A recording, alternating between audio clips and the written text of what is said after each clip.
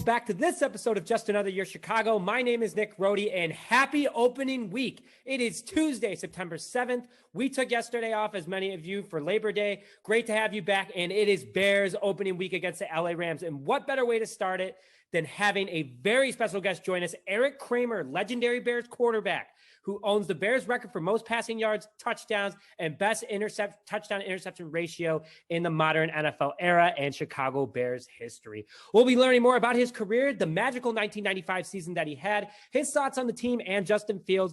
And with it being National Suicide Prevention Week, we're going to learn about Erik's incredible story of battling depression and what this week means to him. But before we begin, we'd like to thank our sponsor, Stupid Car Tray. Tired of your pizza topping sliding, office coffee distracting you while driving, grease and other stains getting on your seat, or you're just enjoying a game on the couch and don't want to lean over? Look no further than the Stupid Car Tray. Proudly USA made, Stupid Car Tray makes your passenger seat or couch a level surface for all transportation and couch potato needs. Visit www.stupidcartray.com and use discount code J16 to get 16% off your entire order. Link in the description. And without further ado, our special guest, Erik Kramer. Ex-quarterback Erik Kramer. Erik, welcome to the show. Well, thank you, Nick. Great to be here. I'm very excited to have you on. Obviously, it's opening week for the Chicago Bears. What better way to start it than having you on? So just to kind of kick things off, a little bit about Erik for those who might not know him.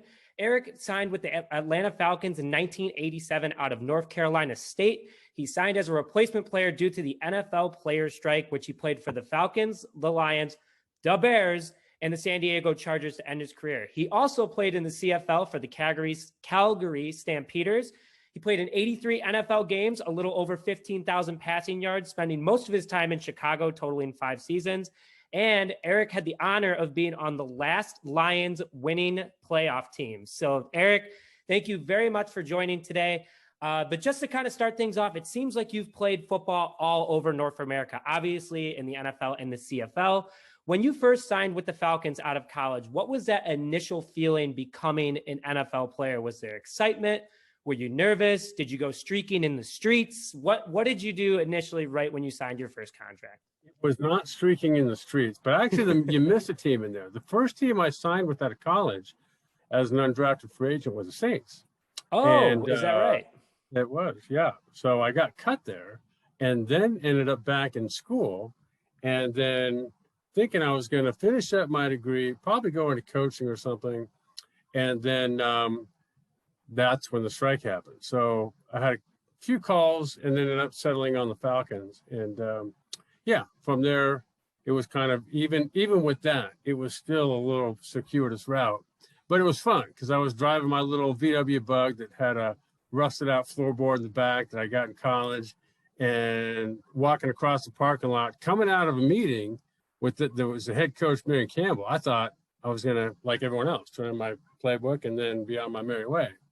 But so it was fun to say, hey, no, we're going to keep you. So you hang out and travel. And I didn't play anymore that year, but it was fun.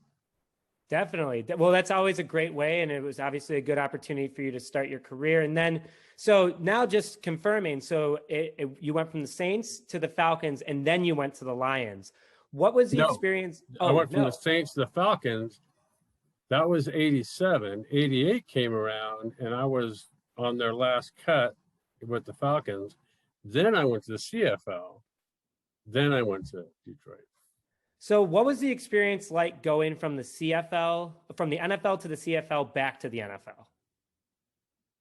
It was strange because I had thought that, I guess naively thinking that I would, after getting cut with the Falcons, I thought, well, maybe I get picked up somewhere, but didn't.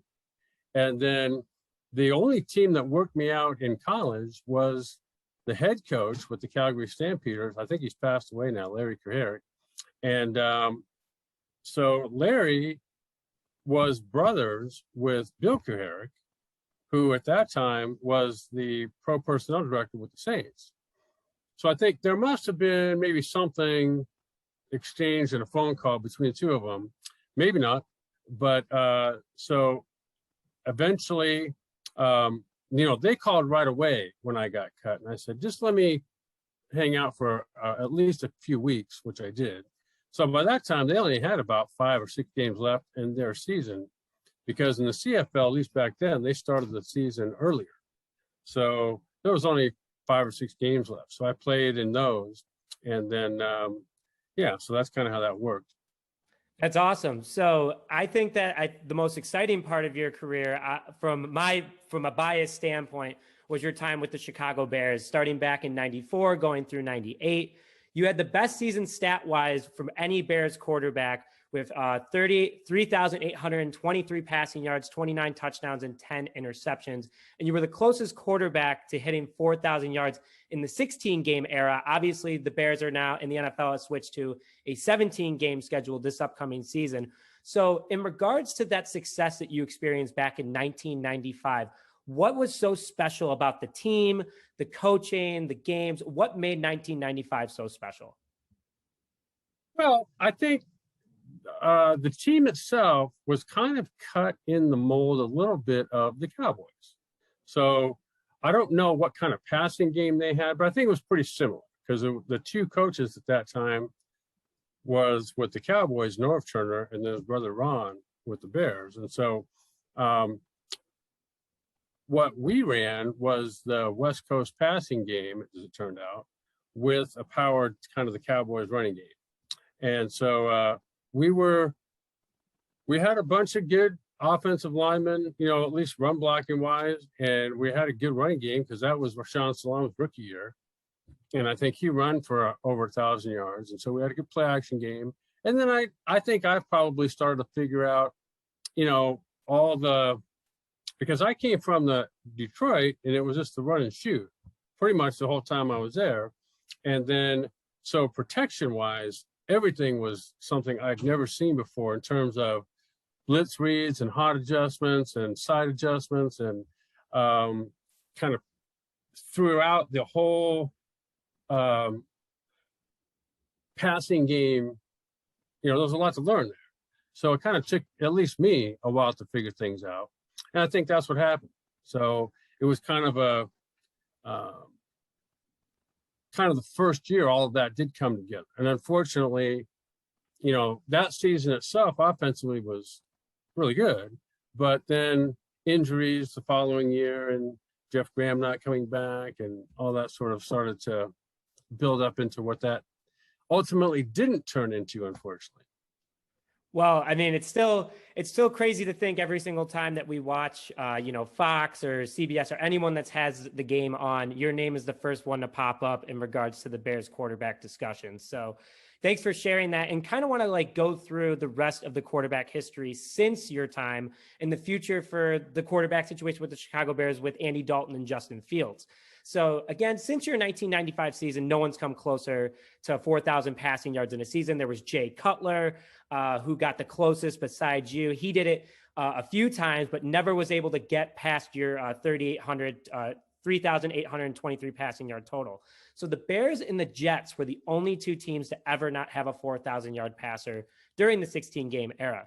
Who do you think had, in regards to after you till now with Andy Dalton and Justin Fields, and you can include them as well, who do you think had the best shot during the 16-game era to get 4,000 yards passing?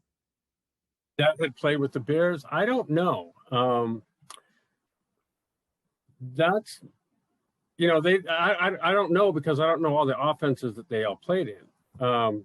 But I think going forward, I would say Justin Fields. Absolutely. So you like Justin Fields? Love him. And I didn't know that I would, because I only watched him. I never watched a full game of his in college. I would see kind of highlights here and there. And part of what I did see, what I thought I would continue to, would be sort of a non-fluid approach to getting through his progressions. And then there'd be times where a guy would be wide open, and either he wouldn't see him, or the guy would be kind of waiting on the ball to come down. And he did have some good throws and some accuracy to things as well. And obviously he's a great athlete. But I think what I've seen in the preseason is he seems to be, I'd say, if I had to judge right now in terms of all the rookie quarterbacks, I would say it would be, and I don't know what order, but I would say he, the guy with the Jets, Zach, forget his Zach last Wilson. name is, Zach Wilson and Mac Jones. I think those three, to me, right now, look like at the head of the class in terms of Wow. rookies coming out right now. And I think Justin Fields, I know the Bears, I know Chicago, Bears fans, whether they live in Chicago or not, are not big on Matt Nagy and or Ryan Pace. But I think the way I can agree with the way I'm not saying I would deliver the message so far the way it's been delivered, but I think the right approach is being taken. Because if you think that they don't see what Justin Fields is, everyone's crazy. So, but I think that, you've got the Rams who were, I think, number one in the league last year in defense. Yep. They'd be and they're going to be on the road playing them. So to me, that doesn't match up well for Justin Fields. What Justin Fields is, to me, you want him going this way. And it's never going to go that way for any young quarterback. So if you look at like last year, Justin Fields found out he was going to play 5 minutes before the first game and played great throughout. Burrow was on pace to do that or better before he got hurt. But if you look before those two to the first guy, the last guy that came in as a rookie and played well, I can't think of one. Very true. And so, like, even Peyton Manning struggled huge his rookie year. But look what he turned into as a result. But I think he would have turned into that anyway. And I think Justin Fields doesn't have what Mac Jones has. He doesn't have what Justin Herbert has with the Chargers around him in terms of an offensive line. So my thought is, looking at their schedule, they're 2 out of their first 4 games. I mean, they play the Rams. They also play the Browns. And the 4th game, they play the Lions. So by then, maybe, because there is a lot of talent offensively and defensively on that team. It's just right now it doesn't look that way up front. So it's not like they have to have 5 first-round draft picks on the offensive line. You don't. You just have to have guys that know what they're doing and have played enough, that can grow into that. The Chiefs are a good example. They were horrible at the end of the year last year because they got the 2 left tackles hurt. They're going to be good this year, but maybe not right away because they look at the preseason, but a lot of those guys are young up front. Good, but young. And so, but they've also got a real athletic guy, but a very experienced one in Patrick Mahomes. I just think the Bears, regarding Justin Fields, it's like the Ferrari just pulled up to the front driveway. The keys were left in it, engine running, and here you go. Merry early Christmas. So if I'm a Bears fan and I'm going, we haven't had that guy ever. So what if he doesn't start game 1 or 2 or 3? He's going to be starting at some point. The Bears know it. Everybody knows it. And I think Matt Nagy did a good job of saying, no, we got our guy for now. It's not like Andy Dalton's garbage. I agree. He's a good player. But, you look at the Bears, they're one of those teams like a lot that don't play a lot of starters in the preseason. How many snaps has Khalil Mack had this preseason?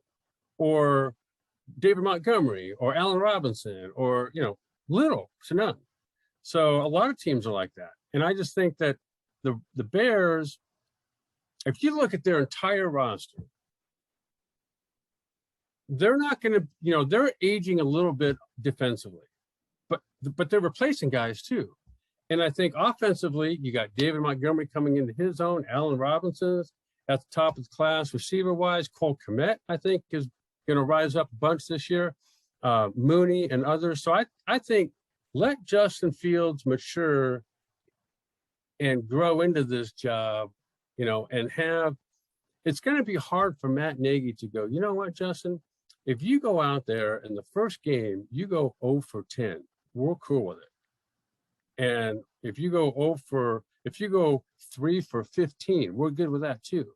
That's going to be hard for him to say right now. So I think if you just let the whole thing breathe a little bit everything's going to work out.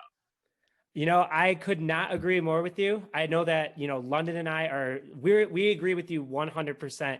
And, the Bears fans on Twitter, they really want Justin Fields to start right away because he is athletically the better quarterback than Andy Dalton. But you have Andy Dalton, who has NFL experience, and like you said, is not a bad quarterback. Strategically, he is the best Bears quarterback to ever walk into Hallis Hall. He hasn't obviously done what you've done with the Bears, in a Bears uniform, but it's not like he's going to do a bad job. He's better than anything we've had the last couple of years, and I couldn't agree more with you. So thank you very much for, sharing your insight on it. Obviously, a Bears great, giving advice to the young buck that just walked in, like you said, the Ferrari that just pulled up to Hallis Hall. It's a good move for them. So, in just in regards to Justin Fields, while we're talking about him, if you could, sit down with him, have a phone call, and you gave him any advice as a rookie quarterback, what would that be? Where Bears fans can be hungry and be like, okay, or they can be patient yet hungry at the same time, and understand that, and Justin Fields understands that he's got some time to wait before he plays an NFL game. I don't know him personally. I've never spoken with him. If I did call him, or if he called me, I would say, whatever you're doing right now, whatever your thought process is before you go to bed and when you get up in the morning throughout the rest of the day, whatever that is, keep doing that. Do it today, tomorrow, the next. And because he seems to me like the guy that he's not just the Ferrari. He knows how to drive it too. And so he, you can see each game he's gotten better, but he didn't look damn bad against the Dolphins. No, he didn't. Right? I mean, he had about less than 50 seconds left at the end of the first half, got 3 first downs and a field goal. I don't know how many of the quarterbacks would have done it in that situation, rookie or otherwise. And so, I would just say keep doing it. And by the way, I think he's the best quarterback the Bears have had or will ever have for a long, long time. Because he seems so, I guess, this term of, NFL ready. Right? Well, whatever that means. But I think he looks like he processes things where he's not just looking like I'm trying to remember where my own guys are going. No, he's digesting what's happening in front of him and sort of starting to anticipate where guys are going to be, right? And throw off of not just the body language of your guy, but their guy too. How to get him to lean a little bit more that way to throw that way. And that's what I've seen so far that I didn't think I would. So I would say keep on doing it. I think that's great advice for the young rookie too. And just before we move into our next topic, Erik, in regards to Justin, I know you said let Justin Fields kind of, warm up still, let Andy Dalton get some games in. Could you see Justin Fields starting this year? And if he does, when do you see him potentially starting for the Chicago Bears? Well, I just mentioned in game 4, they play Detroit. Right. So Detroit is likely going to be one of the worst teams, probably one of the bottom 2 or 3 teams in the league this year. Not that they're going to play hard. They're looking to build a different mindset, obviously, right, with the new GM and the new head coach. But they don't have the roster that's going to stack up against most teams. They just don't. And so that might be a game to think about if things aren't going well. And this is no slight to Andy Dalton. I don't know him either. But if he's playing well, then why not keep him going? The Bears aren't going to win Super Bowl this year. They're just not. But they could build on last year's 8-8. I've looked at the schedule. I think 9-8 is a real possibility. And at what point Justin Fields start, I don't know. But I think it's going to be a combination of things that I have no idea what they're going to be, right? But if it was me, this is what impresses me honestly right now about Matt Nagy. He doesn't seem to have, in the years he's been there. How many years has it been now? 3, 4? This will be his 4th year. Okay, I haven't, because I don't live in Chicago, but I don't know. Has there been sort of an inside out movement within the team against him? Not that we're aware of. Players like playing for him, so and no one's really left besides either they've been traded or released. So no, but players like playing for Matt Nagy. Okay, so I would say if I'm Matt Nagy, that despite me being on the hot seat, I like what he's doing, saying, "Hey, I'm willing to sacrifice me staying on the hot seat because he's going to be, as long as Justin Fields isn't playing, every single non-completion that doesn't go for a touchdown that Andy Dalton throws is going to be more build-up as to why isn't Justin Fields playing." And if he's willing to say, "I'm good with that," because the long-term success of this franchise is Justin Fields. So I'm willing to not sacrifice his short-term. I'm willing to not put the heat on his shoulders that would include me. You know what I'm saying? I like the approach of saying, "Hey, we're going to get this whole thing right in time," which Justin Fields is going to be a part of. But it's more than just Justin Fields that has to get right. And I like that approach.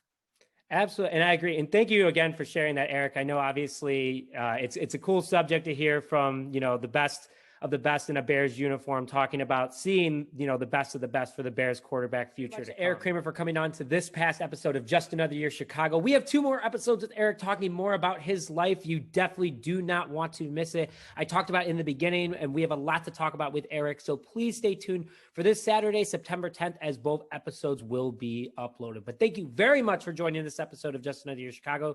Thank you very much to Erik Kramer for giving your insight into your experience of being an NFL quarterback, and also your thoughts on the 2021 Chicago Bears.